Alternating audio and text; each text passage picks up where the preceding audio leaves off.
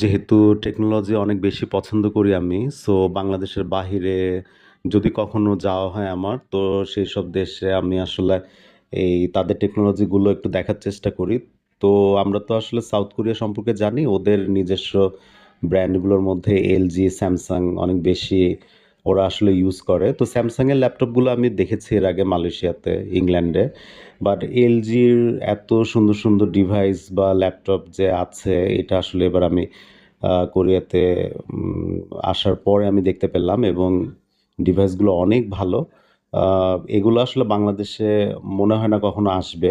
তো বাংলাদেশে যেগুলো আসে সেগুলো হচ্ছে সব চাইনিজ ভেরিয়েন্টের আসে।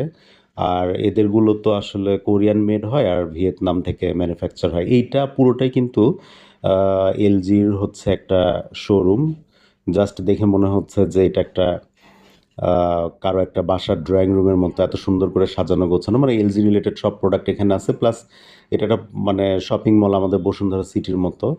তো সেইখানে হচ্ছে এলজির এই প্রোডাক্টগুলো দেখে ভাবলাম যে একটু এক্সপ্লোর করি আর কি। প্রত্যেকটা ল্যাপটপই অনেক সুন্দর, এবং প্রত্যেকটা এখানে কোরাই 7, কোরাই 9, এবং কনফিগারেশন খুবই ভালো। প্রত্যেকটা টাচ স্ক্রিন, অনেক ভালো ল্যাপটপগুলো।